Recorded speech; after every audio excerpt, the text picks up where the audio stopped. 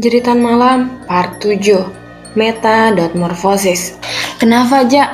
Kamu lupa cara wudhu?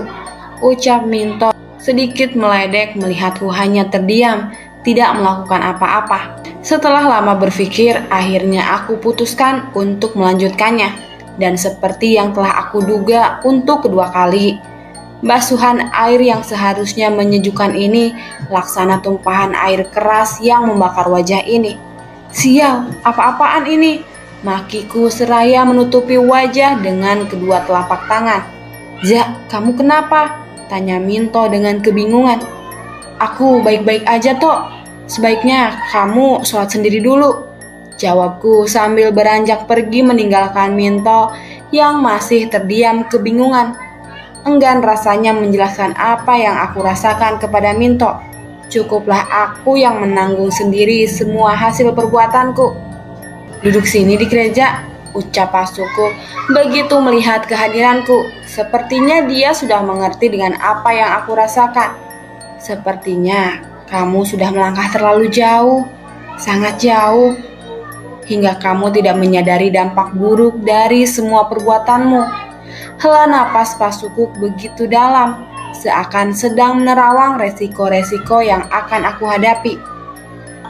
Tempat yang kamu datangi itu sudah sangat terkenal keangkerannya. Itu merupakan suatu tempat di mana manusia mengadakan perjanjian dengan setan untuk sebuah kekayaan ataupun daya pikat.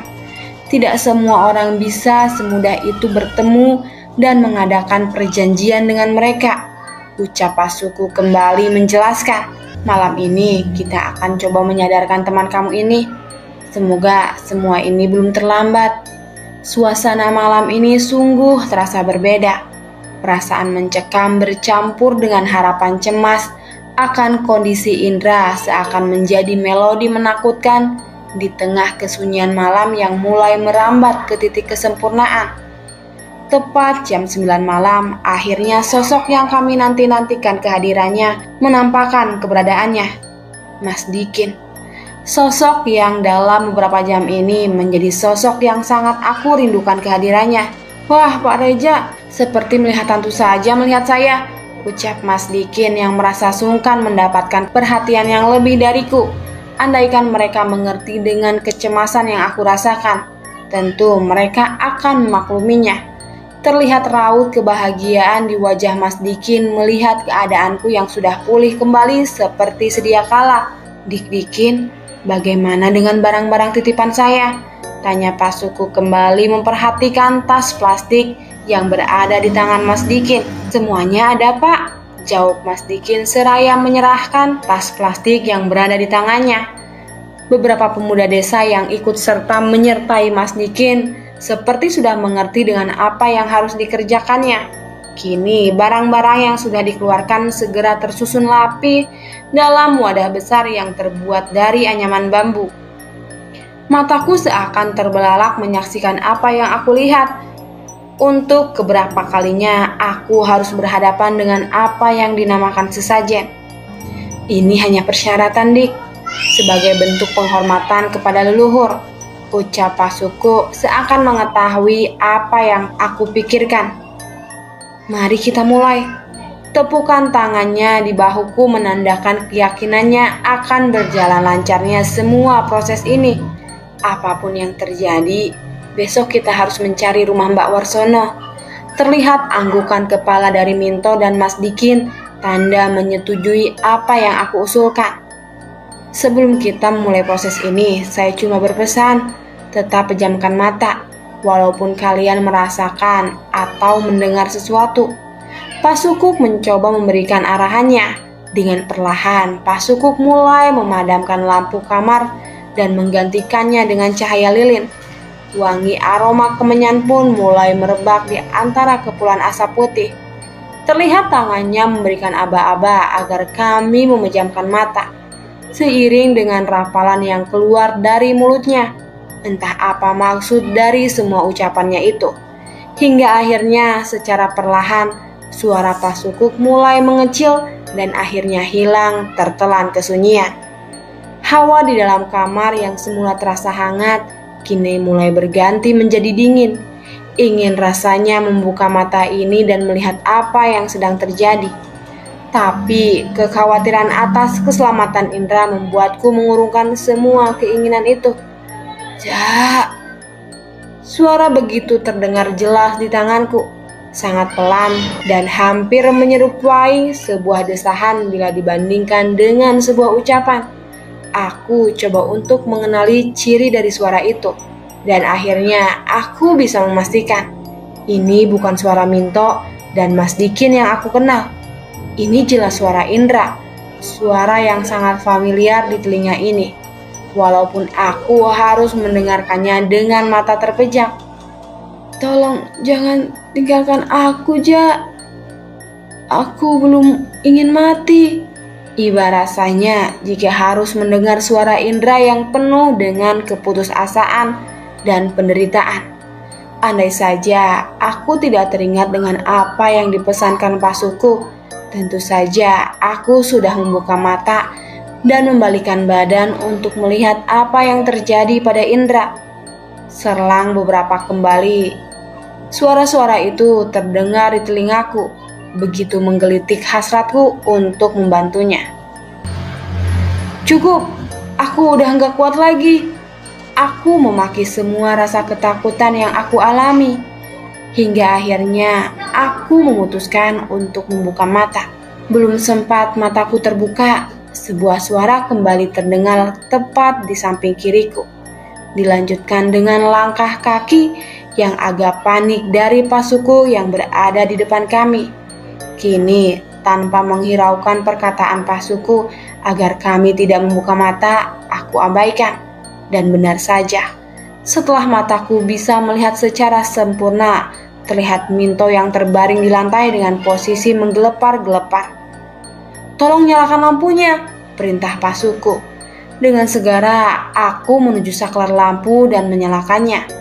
Mas Dikin yang semula hanya terduduk keheranan, kini mulai membantu pasuku. Mencoba menenangkan Minto yang bergerak tidak terkendali. Tangan-tangan pasuku bergerak seperti layaknya orang yang sedang menarik sesuatu dari tubuh Minto dan melepaskannya. Perlahan gerakan Minto yang semula tidak terkendali kini mulai melemah. Seiring dengan kesadarannya yang berangsur pulih, wajah pasuku yang terlihat kelelahan kini terduduk di samping Minto dengan napas yang sedikit memburu. Lain kali, tolong turuti apa perkataan saya. Gara-gara kalian semuanya jadi berantakan, ucap pasuku dengan nada pelan tapi berisi sebuah kemarahan. Dengan wajah sedikit memelas, Minto meminta maaf atas kesalahan yang telah dia perbuat. Akhirnya, proses ritual ini kami hentikan tanpa membuahkan hasil apapun. Indra masih terbaring tidak berdaya di pembaringan. Biar saya saja yang menemani di sini. Kalian istirahat saja. Pasuku mempersilahkan kami pergi, lalu kembali duduk dan merapalkan sesuatu. Sebenarnya apa yang kamu lihat, Tok? Tanyaku setibanya di kamar dan mulai merebahkan diri di pembaringan. Terlihat pandangan Minto memandang langit-langit kamar seperti sedang membayangkan sesuatu. Sesekali tatapan matanya menatap Mas Dikin yang sedang menggelar tikar sebagai alas tidurnya. Aku melihat ada yang sedang bersama Indra. Wajah dan tubuhnya dipenuhi bulu yang sangat lebat. Sorot matanya tajam dengan kedua tanduk kecil di kepalanya. Tapi aku bisa bilang makhluk itu seorang wanita karena memiliki sepasang payudara yang terlihat menggelambir melebihi batas pinggangnya. Sesekali tatapan matanya menatap ke arah kamu, Ja. Tapi setelah aku amati, dia bukan memandang kamu, tapi memandang seseorang yang berada di sudut kamar tepat di belakang kita duduk. Seseorang. Terlihat Mas Dikin yang semula merebahkan diri kini kembali duduk dan mencoba menyimak apa yang Minto katakan. Ya, seseorang yang terduduk meringkuk di sudut kamar yang gelap. Dia seperti menunjuk dan mengucapkan sesuatu, tapi nggak bisa aku dengar suaranya. Tapi bisa aku pastikan, dia ketakutan dengan makhluk yang berada bersama Indra. Dan ketika aku mencoba kembali melihat Indra, makhluk yang berada di depan tadi sudah menghilang. Seketika napasku menjadi sesak. Setelah itu aku gak bisa lagi mengingat apa yang terjadi. Semakin lama, semakin banyak penampakan yang kita lihat. Sebaiknya kita mulai mencari jalan keluar dan mengakhiri ini semua, ucapku sambil menatap wajah Minto dan Mas Dikin. Maksud Pak Reza, seperti yang tadi aku bilang, besok kita mulai ke rumah Mbak Warsono. Ja, bagaimana dengan Indra? Biar Indra untuk sementara kita percayakan pada Pak Suku, bagaimana? Tanyaku berharap persetujuan dari mereka. Setuju, jawab mereka hampir serentak. Dan akhirnya kami memutuskan untuk berangkat sebelum sinar matahari pagi mulai menampakkan sinarnya. Tepat jam 5:30 pagi, kami berpamitan pergi. Dengan berbekal wejangan yang diberikan Pak Suku, akhirnya kami kembali menapaki jalan raya yang masih terlihat gelap dan berkabut dengan segala misteri di dalamnya. Rasa ngantuk yang masih menggelayuti mata ini membuatku kembali tertidur dan terlelap di alam mimpi. Sebuah mimpi yang mengantarakanku pada pertemuan yang kedua kalinya pada sosok pembesar kerajaan yang pernah memberiku petunjuk sebelum memulai semua perjalanan ini. Lambaian tangannya di antara pohon-pohon besar yang berada di pinggir jalan seperti mengajakku untuk menghentikan laju kendaraannya. Yang membedakannya, kali ini aku bisa melihat secara jelas makhluk yang berada di samping pembesar kerajaan itu. Seekor harimau putih dengan perawakan tubuh yang besar sedang berdiri dengan gagahnya, seperti layaknya seorang tuan dengan anjing kesayangannya. Hingga akhirnya suara aumannya yang terdengar sangat menggetarkan nyaliku, memaksaku untuk membuka mata. "Mas Dikin, berhenti mas!" teriakku dengan nada panik. Minto dan Mas Dikin yang berada di bangku depan terlihat sedikit terkejut dengan teriakanku yang tiba-tiba. "Gila kamu, Ja, jangan dadakan gitu dong," ucap Minto yang hampir mengucapkan sumpah serapah ketika tiba-tiba Mas Dikin ikut menghentikan mobil seiring teriakanku. "Maaf Tok, di sini tempatnya," bergegas aku mengambil tas pinggang yang selama ini aku letakkan di bawah bangku mobil. Terlihat Minto dan Mas Dikin saling berpandangan. Wajah mereka menggambarkan keheranan atas apa yang aku lakukan. "Loh, kok malah pad bengong? Ayo cepat," ucapku sambil beranjak turun disertai tatapan mata tidak percaya dari Minto dan Mas Dikin. "Ja, tunggu deh. Heh, kamu serius nih?" Terdengar suara Minto dan Mas Dikin dari kejauhan. Terlihat mereka mulai berlari menyusulku yang sudah berlalu menyeberangi jalan. Dengan napas tersengal-sengal, kini Minto dan Mas Dikin sudah bisa mensejajarkan langkahnya denganku. "Wah, Ja, benar-benar kamu ini orangnya susah ditebak." "Iya nih Pak Reja, dadakan banget. Habis dapat wangsit ya Pak," ucap Mas Dikin setebaknya. Aku hanya tersenyum mendengar candaan Mas Dikin tanpa pernah menjawab bahwa ucapan Mas Dikin tepat adanya. Entah mengapa langkah kakiku terasa ringan untuk melangkah. Lebatnya hutan dengan pohon-pohon besar dan rimbun semak belukar seakan tidak menjadi penghalang bagiku untuk menapaki jalan mencari keberadaan Mbah Warsono. "Kamu pernah kesini, Ja? Kok sepertinya kamu tahu jalannya sih? Padahal ini kan bukan jalan setapak. Di mana-mana sama, hanya pohon besar dan semak belukar." Dan apa Pak? Tanya Mas Dikin begitu Minto menghentikan ucapannya. "Aku yakin banget masih banyak hewan liar di sini dan mungkin banyak yang buas," lanjut Minto dengan mimik ketakutan. "Sinting kamu Tok, mana pernah aku kesini," ucapku sambil terus melanjutkan melangkah. Hingga akhirnya setelah jauh memasuki kedalaman hutan, langkahku terhenti. Seiring dengan tatapanku yang coba mengamati sesuatu yang berada di kejauhan. "Pak Reja, coba lihat," tunjuk Mas Dikin pada sosok yang sedang berjalan di tengah lebatnya hutan. Di pundaknya terlihat kayu-kayu terikat. Hal yang pertama kali aku pikirkan adalah ini adalah seorang manusia yang sedang mencari kayu bakar di tengah hutan belantara. "Hus, jangan tunjuk-tunjuk sembarangan, gak boleh." Terlihat Minto menepiskan tangan Mas Dikin dan mencontohkan agar Mas Dikin menggigit jarinya dan meludahnya. Astaga toh, itu ajaran dari mana lagi? Aneh banget kamu, ucapku sambil melarang Mas Dikin melakukan apa yang dicontohkan Mito. Tatapanku kembali menatap seseorang yang kini terlihat sedang memungut ranting-ranting kayu yang berjatuhan. Cahaya matahari yang terhalang lebatnya dedaunan memaksaku bekerja ekstra untuk melihat bentuk rupanya, dan semuanya terlihat sia-sia. Karena keterbatasan jarak pandang, tanpa meminta persetujuan dari Minto dan Mas Dikin, segera aku langkahkan kaki untuk menghampiri sosok yang menggelitik rasa penasaran ini. "Yakin kamu, Ja?" tanya Minto sambil menarik bahuku. Baru kali ini, aku merasakan keyakinan sebesar ini. Tepukan tanganku pada jari-jari Minto yang berada di bahu cukuplah mewakili keyakinan yang aku rasakan. "Permisi Mbah, numpang tanya, apa Mbah kenal dengan Mbah Warsono?" Laki-laki tua itu tetap terlihat sibuk memunguti ranting kayu. Hanya sekilas dia menatap kami lalu kembali lagi sibuk dengan kesibukannya sendiri. Ada rasa dongkol di hati ini mendapati pertanyaanku, seperti sebuah pertanyaan yang tidak bermakna apa-apa. "Sekali lagi maaf Mbah, apa Mbah kenal dengan Mbah Warsono?" tanyaku sekali lagi dengan nada yang sedikit lebih tinggi. "Kamu pikir saya tuli?" jawabnya pelan, melemparkan sebatang ranting kecil yang hanya berukuran satu telunjuk jari dengan ke arah tubuhku.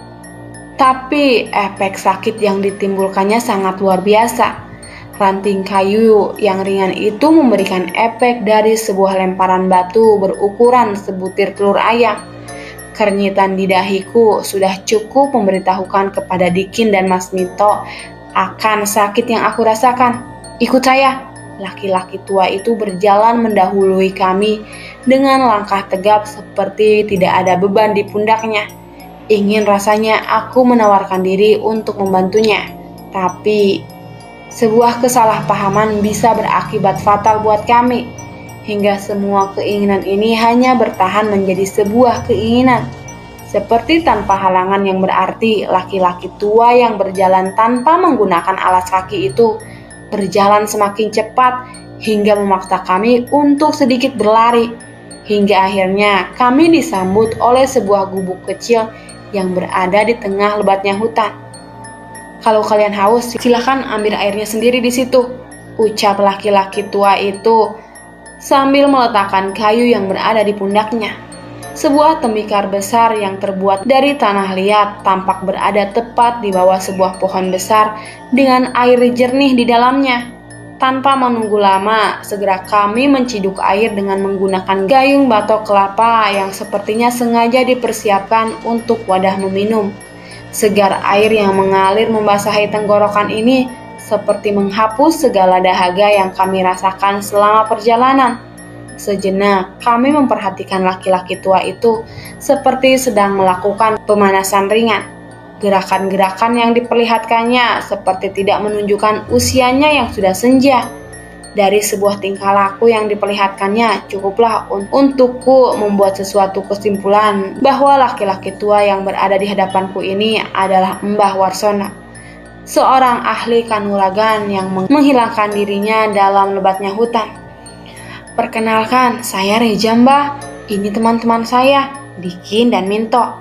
Maksud kedatangan kami..." Tangan Mbah Warsono memberikan tanda agar aku tidak melanjutkan perkataan selanjutnya. "Saya sudah tahu, kemari kamu." Terlihat jari tangannya menunjuk ke arahku dengan langkah ragu. Aku menghampiri Mbah Warsono. Entah apa yang akan dilakukannya. "Sebelum saya menjawab semua pertanyaan kamu, saya ingin bermain-main sebentar."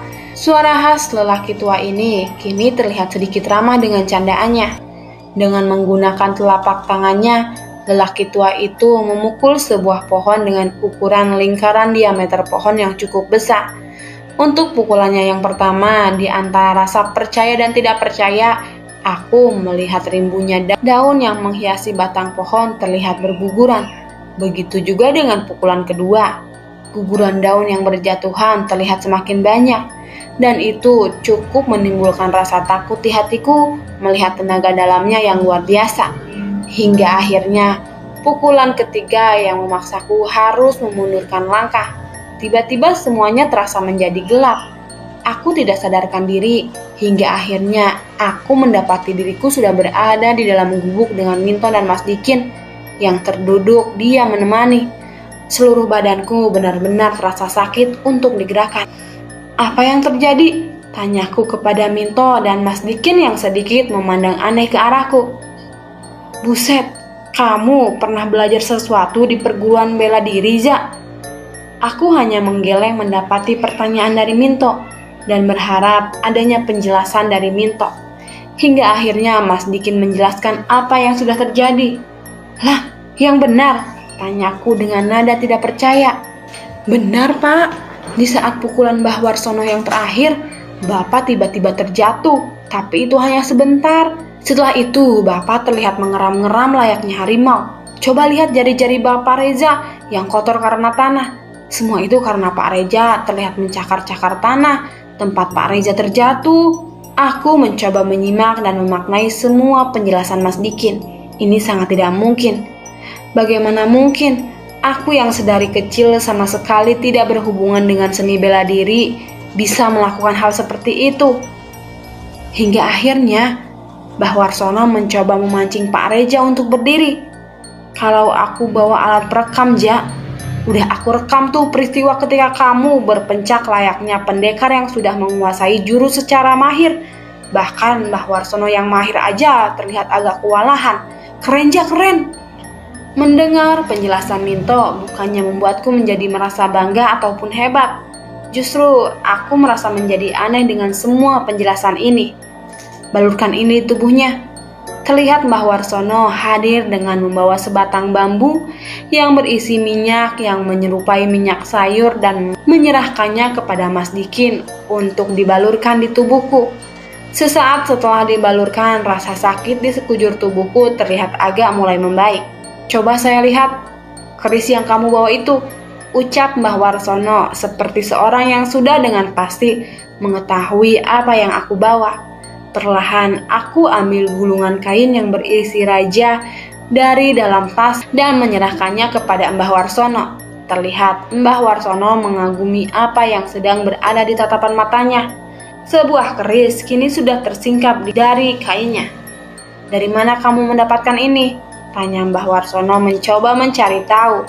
Setelah panjang lebar menjelaskan asal muasal aku mendapatkan keris itu, kepala Mbah Warsono terlihat mengangguk seperti memahami sesuatu. Rupanya orang tua kamu kolektor barang antik. Dengan tersenyum, Mbah Warsono kembali menyerahkan keris yang dipegang. Di saat itu juga, aku mengambil kesimpulan untuk menyerahkan benda ini kepada Mbah Warsono, karena aku yakin dia merupakan orang yang tepat untuk menyimpannya. Kamu yakin, Nak? Tanya Mbah Warsono kembali dengan tatapan mata tajamnya. Sangat yakin, Mbah. Karena memang bukan itu yang saya butuhkan.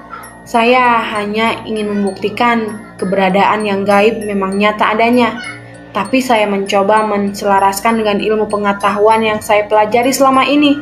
Jadi untuk semua kejadian yang terjadi dan terlihat janggal, enggak serta-merta kita melihatnya dari sisi gaib tanpa berusaha mencari penjelasan dari sisi ilmiah. Terlihat kembali anggukan kepala dari Mbah Warsono, tanda dia mengerti dengan maksud ucapanku. Sekarang apa yang ingin kamu tanyakan?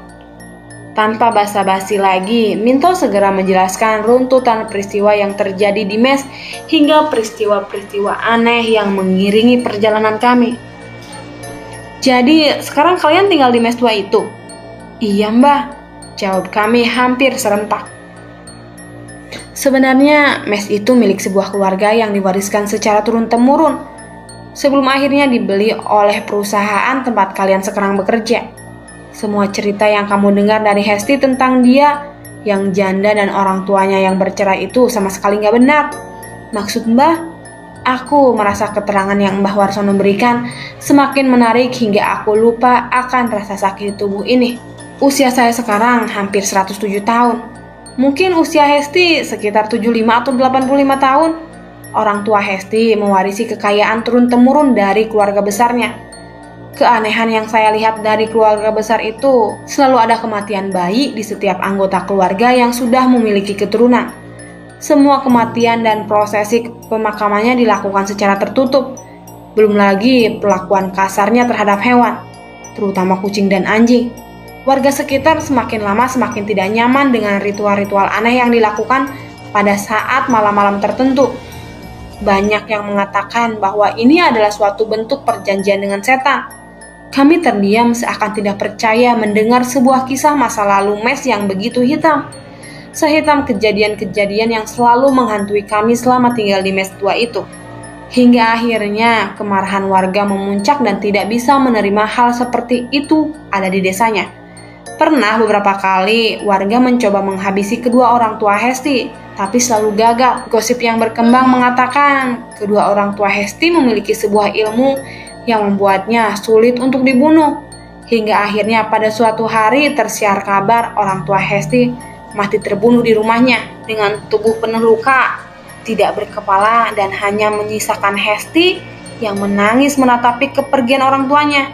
Mbah Warsono terdiam sesaat dan memasukkan keris tua itu ke dalam kotak tua yang terbuat dari kayu jati. Akhirnya mereka dimakamkan di sekitar rumah mereka sendiri dengan ikut serta menguburkan semua barang yang biasa dipakai ritual bersama mereka. Hesti yang tidak nyaman dengan segala cemooh warga desa akhirnya memutuskan untuk menjual rumah tersebut kepada salah satu warga. Lalu dia keluar dari desa tersebut dan lenyap entah kemana. Nah, pembeli baru tersebut tidak bertahan lama karena berbagai macam gangguan, lalu membiarkannya kosong. Setelah melewati beberapa kali proses jual beli, akhirnya kini rumah tua itu sudah menjadi milik perusahaan di mana tempat kalian bekerja. Ucap Mbah Warsono mengakhiri semua kisahnya tentang mes. Ini benar-benar sebuah kisah di luar pemikiran kami. Rasanya semua rasa lelah dari perjalanan ini terbayar lunas dengan sebuah kisah yang menarik. Lantas bagaimana Mbah bisa yakin dengan Hesti yang kami temui adalah Hesti yang Mbah maksud? Tanyaku dengan sedikit rasa khawatir. Mbah ini salah benarkah Hesti yang kami maksud? Dari semua yang kalian jelaskan tadi hingga saat kamu melihatnya menuju ke salah satu tempat perjanjian dengan setan, saya sudah bisa memastikan bahwa itu Hesti yang dimaksud. Saya sudah terlalu tua untuk dibodohi dengan parasnya yang mungkin masih muda. Bagaimana mungkin bisa masih terlihat muda, Mbah? Kini Minto ikut bingung dengan penjelasan Mbah Warsono. Apa yang tidak mungkin? Apakah saya sudah terlihat seperti lelaki tua yang berusia 107 tahun? Yang membedakan hanya caranya.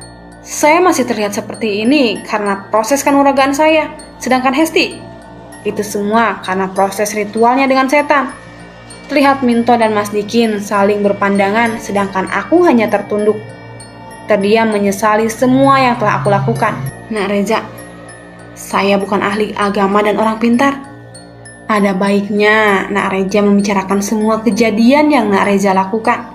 Semoga ada jalan keluar dari semua ini. Saya cuma bisa menjelaskan bahwa 3 kelopak bunga yang kamu makan adalah sebuah tanda akan ada 3 tumbal yang telah kamu setujui untuk dikorbankan. Setelah berbicara cukup panjang lebar tentang segala hal yang berbau hal-hal goib dan kanuragan, hari tidak terasa mulai beranjak sore dan kami memutuskan untuk berpamitan pada Mbah Warsono. Dengan berbagai macam pertimbangan akan keselamatan kami, akhirnya Mbah Warsono memutuskan untuk mengantar kami sampai tempat di mana mobil kami terparkir. Ada satu hal yang ingin saya tunjukkan kepada kamu, ucap Mbah Warsono.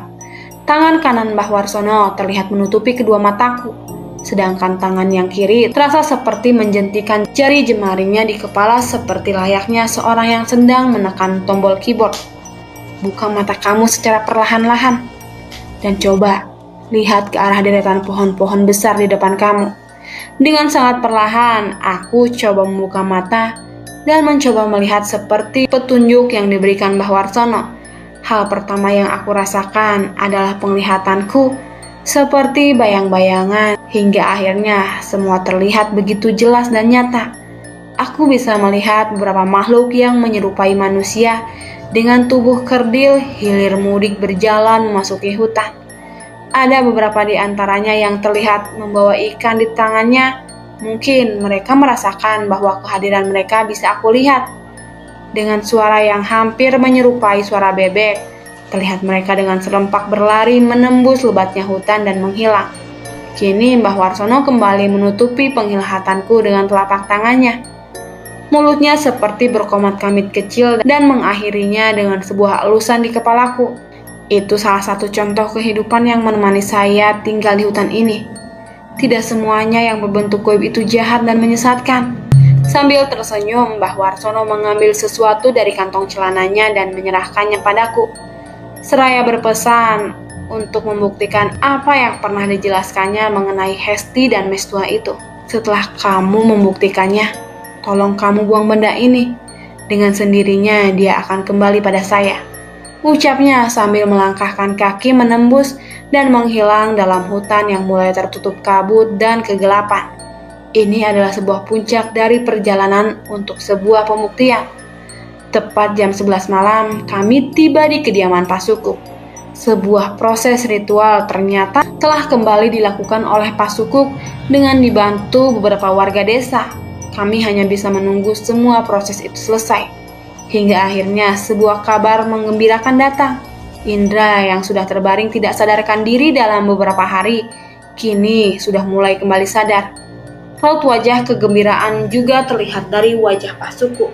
Mungkin dia merasa senang karena telah berhasil menyelesaikan semua proses penyelamatan ini dengan hasil menggembirakan. Sebenarnya apa yang terjadi dengan Indra, Pak? Minto mencoba mencari tahu penyebab Indra bisa tidak sadarkan diri selama itu. Dik Indra hanya tersesat, seperti layaknya kita tersesat. Hanya dimensinya saja yang berbeda. Ditambah ada gangguan makhluk halus yang berupaya menghalangi Indra untuk kembali ke tubuhnya. Terang Pasukuk mencoba memberi penjelasan berdasarkan penglihatannya.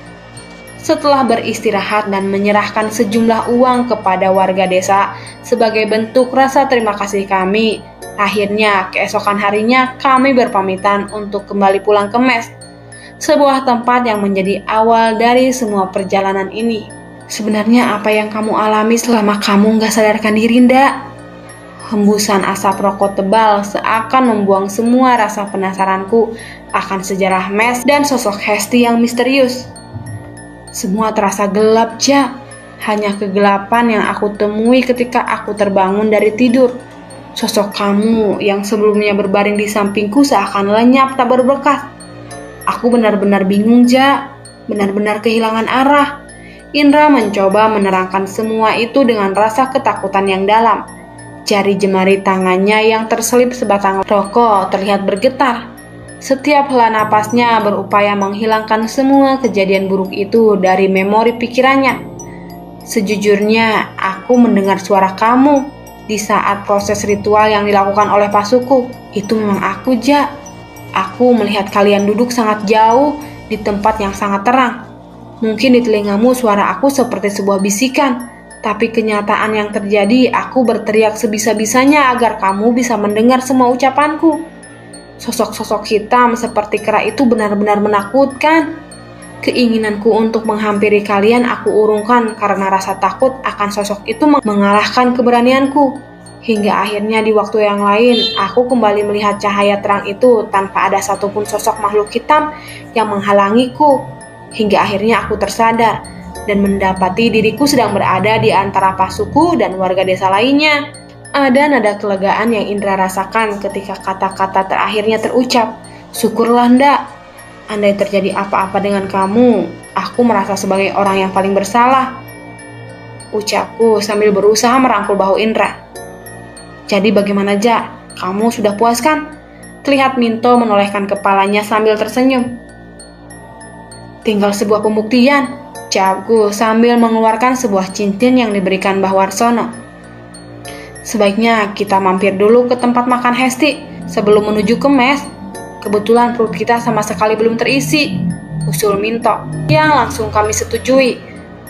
Seperti biasa yang kami temui, tempat makan yang dikelola Hesti selalu penuh dengan pembeli, tidak siang maupun malam, tidak hari libur ataupun hari kerja.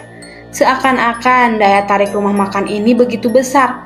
Entah orang yang datang ke tempat ini karena kelezatan makanannya atau mereka hanya terpikat oleh paras resti dan kemolekan tubuhnya. Setelah memesan beberapa makanan dan menyantapnya, kami menunggu kehadiran sosok primadona rumah makan ini. Hingga akhirnya setelah menunggu beberapa lama, sosok yang kami nantikan itu hadir dengan sejuta pesonanya. Tubuh yang molek selalu menunjang apapun bentuk pakaian yang dikenakannya. Senyum indahnya yang selalu terpancar dari wajahnya seperti menghipnotis setiap pengunjung yang ada. Andai kami tidak pernah bertemu dengan Mbah Warsono, mungkin kami akan kembali menelan ludah dalam-dalam, menahan semua nafsu yang kami rasakan. Tatapan mata Hesti perlahan terhenti sejenak ke tempat di mana kami duduk. Senyum dan ramah tamahnya yang biasanya selalu menyambut kedatangan kami, kini seolah-olah menghilang. Mungkin dia masih menyimpan dendam atas rasa malu yang dirasakan atas peristiwa yang pernah terjadi di mes. Mataku menatap Indra dan Mas Dikin, sekedar memberi kode kepada mereka untuk mengenakan cincin yang diberikan oleh Mbah Warsono. Aku gak mau, Ja. Kamu aja. Aku masih trauma melihat sesuatu yang menakutkan, ucap Indra menolak penawaran yang aku ajukan. Sama seperti Pak Indra, saya juga gak mau. Hingga akhirnya tatapan mataku menatap Minto yang sepertinya menunggu penawaran yang datang. Dengan perlahan Minto mengenakan cincin di jarinya dan dengan sekejap juga melepaskannya kembali. Astaga, Ja, aku mual. Pulang yuk, ucap Minto sambil memalingkan pandangannya dari Hesti yang terlihat sedang tertawa melayani pembeli. Tertarik dengan ucapan Minto, segera aku kenakan cincin pemberian Mbah Warsono itu. Dan tepat seperti yang dirasakan Minto, aku pun merasakan hal yang sama. Seseorang wanita tua dengan kulit yang terlihat sudah keriput, sedang berdiri mengenakan pakaian layaknya anak muda. Terlihat sedang bercanda tawa dengan gaya genitnya. Bila membayangkan apa yang aku saksikan ini dengan apa yang pernah hampir aku lakukan dengan wanita ini, rasanya ingin memutar semua waktu itu dan menghapus bagian yang merekam semua kejadian itu. Ini benar-benar gila, sangat gila. Mas Dikin, tolong bayar, pintaku sambil menyerahkan beberapa lembar uang, lalu segera beranjak pergi diikuti Indra dan Minto. Sesampainya di mobil, wajah Minto terlihat agak syok dengan apa yang sudah dilihatnya. Begitu juga dengan Indra dan Mas Dikin yang berupaya untuk tidak menanyakan apa yang sudah kami lihat. Ternyata Mbah Warsono itu nggak bohong, Ja. Aku hanya terdiam mendengar pernyataan Minto. Hingga akhirnya mobil yang dikemudikan Mas Dikin tiba di mes tua, tempat di mana kami tinggal. Saya balikin mobil ke rental dulu, Pak, ucap Mas Dikin begitu kami sudah turun dari mobil. Dengan langkah berat, Minto membuka pintu rumah sambil memperhatikan debu-debu yang terlihat mengotori meja. Rupanya sudah terlalu lama kami meninggalkan mes ini tanpa sama sekali bersentuhan dengan manusia. Udara di dalam ruangan yang sebelumnya terasa dingin dan lembab, kini terasa semakin dingin, dengan bau layaknya sebuah ruangan kosong yang sudah lama tidak berpenghuni. Aku mandi dulu, Ja, ucap Indra sambil berlalu menuju kamar mandi.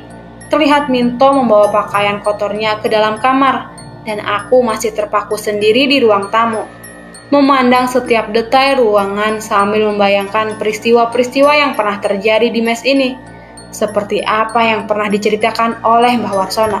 Sungguh tragis, ucapku pelan membayangkan semua peristiwa yang pernah terjadi. Dan malam ini aku membuktikan apa yang pernah dikatakan oleh Mbah Warsono. Apakah aku akan melihat sosok-sosok penghuni mes ini? Tepat jam 9 malam, kami memutuskan berkumpul di ruang tamu ditemani teh manis hangat yang sudah dipersiapkan oleh Mas Dikin. Kami berembuk cukup lama membahas rencana kami ini untuk mengetahui sosok-sosok apa yang selama ini menghantui kami. Penawaranku kepada Mas Dikin, Indra dan Minto berakhir dengan penolakan. Kini hanya aku sendiri yang menjadi calon semua pembuktian ini. Bagi aku rokok, Ndra. Dengan tangan sedikit gemetar, aku mulai menyulut rokok dan menghembuskan asapnya yang putih pekat. Rasa takut dan penasaran kini seperti berpadu menjadi satu. Sejenak aku terdiam mencoba menghimpun keberanian dengan memandang cincin yang sengaja aku letakkan di atas meja. Sebesar apapun rasa takut yang aku alami, aku harus berani, ucapku dengan nada meninggi. Lalu segera mengenakan cincin pemberian Mbah Warsono. Za, terlihat Minto sedikit ragu untuk mengikuti langkah kakiku yang bergerak menuju ruang tengah. Berisik toh, ucapku, sambil memberikan tanda kepada Minto untuk menghentikan ucapannya. Baru saja aku mencegah Minto untuk berbicara lebih lanjut.